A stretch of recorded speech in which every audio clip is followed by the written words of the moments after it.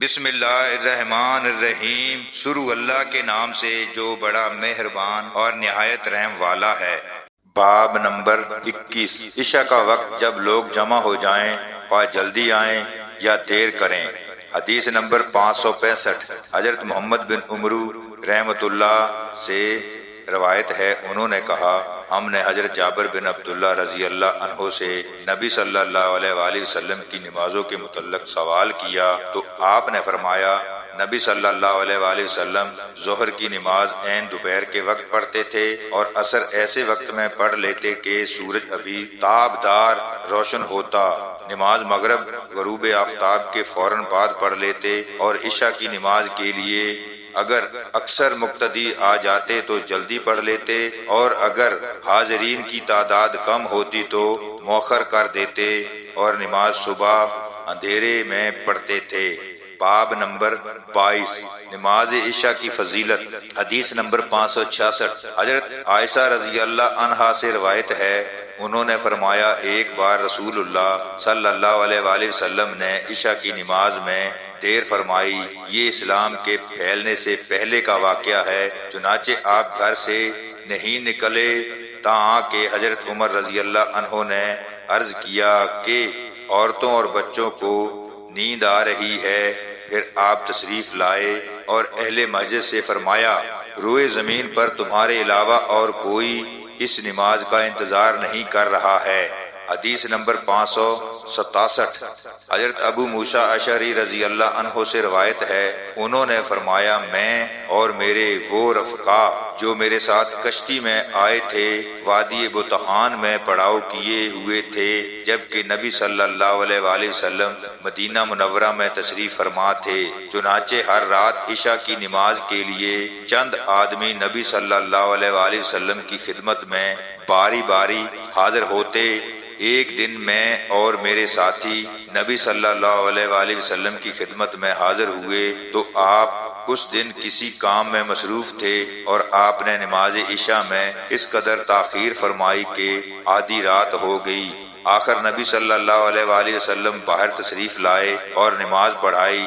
نماز سے فراغت کے بعد آپ نے حاضرین سے فرمایا، ذرا ٹھہرو، تمہیں مبارک ہو، کیونکہ تم پر اللہ کی یہ نعمت ہے کہ اس وقت تک تمہارے علاوہ لوگوں میں سے اور کوئی نماز نہیں پڑھ رہا ہے، یا فرمایا، اس وقت تمہارے سوا کسی نے یہ نماز نہیں پڑھی۔ معلوم نہیں آپ نے ان دو باتوں میں سے کون سی بات ارشاد فرمائی۔ حضرت ابو موسیٰ اشعری کہتے ہیں، ہم لوگ رسول اللہ صلی اللہ علیہ وآلہ وسلم سے یہ بات سن کر بہت خوش ہوئے اور خوشی خوشی واپس آئے۔ باب نمبر 23۔ عشاء سے پہلے سونا مکروہ ہے۔ حدیث نمبر 568۔ حضرت ابو برزہ اسلمی رضی اللہ عنہ سے روایت ہے کہ رسول اللہ صلی اللہ علیہ وآلہ وسلم عشاء سے پہلے سونے اور اس کے بعد گفتگو کرنے کو ناپسند فرماتے تھے۔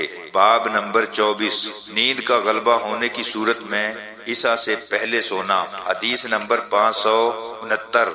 حضرت عائشہ رضی اللہ عنہا سے روایت ہے، آپ نے فرمایا، ایک رات رسول اللہ صلی اللہ علیہ وآلہ وسلم نے عشاء کی نماز میں تاخیر کر دی، یہاں تک کہ حضرت عمر رضی اللہ عنہ نے آپ کو با آواز بلند کہا، یا رسول اللہ، نماز پڑھا دیں، عورتیں اور بچے سو گئے ہیں۔ چنانچہ آپ باہر تشریف لائے اور فرمایا، تمہارے علاوہ اہل زمین میں سے کوئی اس نماز کا انتظار نہیں کر رہا۔ راوی کہتا ہے کہ ان دنوں مدینے کے علاوہ کسی اور جگہ نماز نہیں ہوتی تھی۔ نیز صحابہ اکرام رضی اللہ عنہم عشاء کی نماز شفق غائب ہونے کے بعد رات کی پہلی تہائی تک پڑھ لیتے تھے۔ حدیث نمبر 570۔ حضرت ابن عمر رضی اللہ عنہ سے روایت ہے، انہوں نے فرمایا، رسول اللہ صلی اللہ علیہ وآلہ وسلم کو ایک رات عشاء کی نماز کے وقت کوئی ضرورت پیش آ گئی تو آپ نے نماز کو مؤخر کر دیا، یہاں تک کہ ہم لوگ مسجد میں سو گئے، پھر بیدار ہوئے، پھر سو گئے، پھر بیدار ہوئے۔ بعد ازاں نبی صلی اللہ علیہ وآلہ وسلم تشریف لائے اور فرمایا، اہل زمین میں کوئی تمہارے علاوہ اس نماز کا انتظار نہیں کر رہا۔ حضرت ابن عمر رضی اللہ عنہ اس بات کی پرواہ نہیں کرتے تھے کہ عشاء کی نماز جلدی پڑھیں یا دیر سے ادا کریں، جب انہیں یقین ہوتا کہ نیند سے ملغوب نہیں ہوں گے، اور وہ نماز سے پہلے سو جاتے تھے۔ حدیث نمبر 571 حضرت ابن عباس رضی اللہ عنہ سے روایت ہے، انہوں نے فرمایا رسول اللہ صلی اللہ علیہ وآلہ وسلم نے ایک رات نماز عشاء میں تاخیر فرمائی، یہاں تک کہ لوگ سو گئے، پھر بیدار ہوئے، پھر سو گئے، پھر بیدار ہوئے۔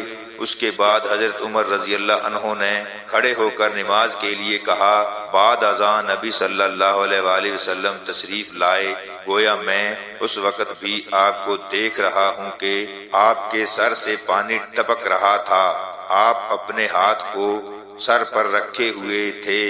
آپ نے فرمایا اگر میں اپنی امت پر گراں خیال نہ کرتا تو یہ حکم دیتا کہ وہ اسی وقت یہ نماز پڑھا کریں۔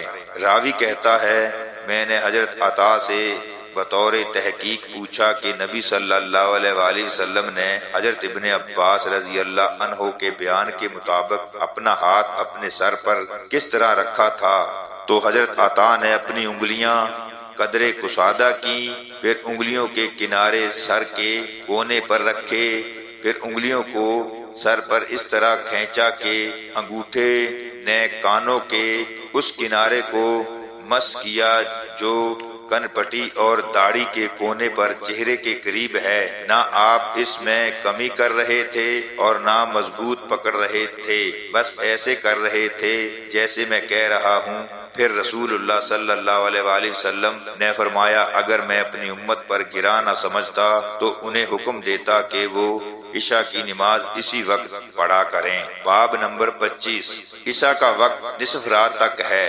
حضرت ابو برزہ سلمی رضی اللہ عنہ کہتے ہیں نبی صلی اللہ علیہ وآلہ وسلم عشاء کی نماز تاخیر سے پڑھنا پسند کرتے تھے۔ حدیث نمبر 572 حضرت انس رضی اللہ عنہ سے روایت ہے، انہوں نے کہا نبی صلی اللہ علیہ وآلہ وسلم نے عشاء میں ایک مرتبہ نصف رات تک تاخیر فرمائی، پھر اسے ادا کیا اور فرمایا لوگوں نے نماز پڑھ لی اور سو گئے، لیکن تم لوگ جب تک نماز کا انتظار کرتے رہے ہو نماز ہی میں رہے ہو۔ ابن ابی مریم راوی نے اپنی سند کے ساتھ یہ اضافہ بیان کیا ہے۔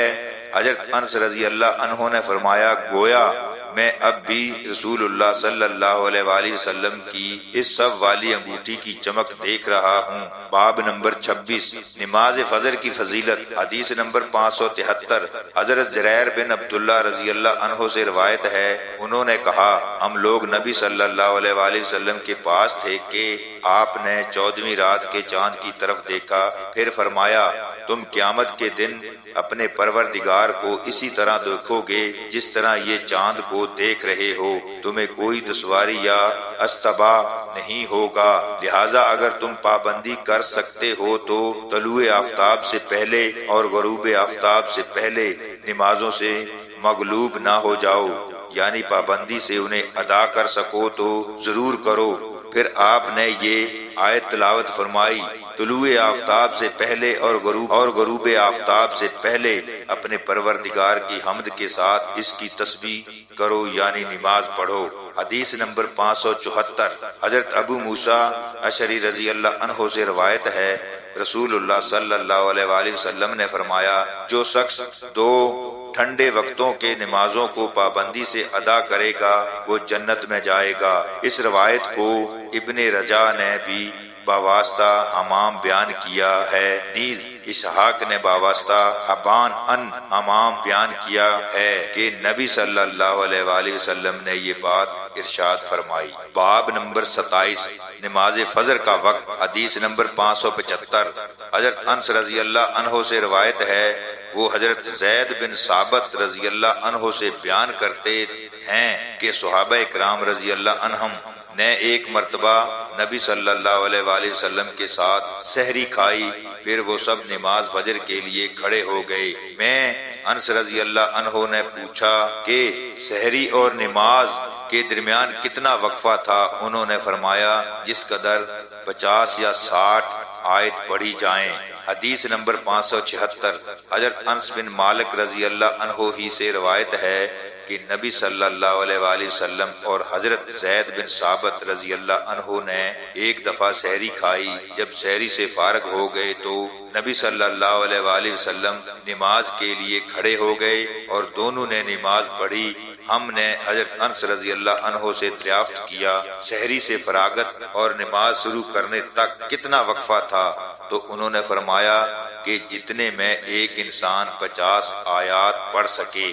حدیث نمبر 577 حضرت سہل بن سعد رضی اللہ عنہ سے روایت ہے، انہوں نے فرمایا میں اپنے اہل میں سحری کھاتا تھا، پھر مجھے جلدی ہوتی تھی کہ رسول اللہ صلی اللہ علیہ وآلہ وسلم کے ساتھ نماز فجر پڑھ لوں۔ حدیث نمبر 578 حضرت عائشہ رضی اللہ عنہا سے روایت ہے، انہوں نے فرمایا اہل ایمان خواتین رسول اللہ صلی اللہ علیہ وآلہ وسلم کے ہمراہ فجر کی نماز میں چادریں اوڑھے ہوئے شریک ہوتی تھی۔ نماز سے فراغت کے بعد وہ اپنے گھروں کو ایسے وقت میں واپس لوٹتی کہ انہیں تاریخی سب کی وجہ سے کوئی پہچان نہیں سکتا تھا۔ باب نمبر 28 جس شخص نے نماز فجر کی ایک رکعت پا لی۔ حدیث نمبر 589 حضرت ابو ہریرہ رضی اللہ عنہ سے روایت ہے، رسول اللہ صلی اللہ علیہ وآلہ وسلم نے فرمایا جس شخص نے طلوع آفتاب سے پہلے نماز کی ایک رکعت پا لی وہ نماز فجر پانے میں کامیاب ہو گیا، اور جس نے غروب آفتاب سے پہلے عصر کی ایک رکعت پا لی وہ نماز عصر پانے میں کامیاب ہو گیا۔ باب نمبر 29 جس شخص نے نماز کی ایک رکعت کو پا لیا۔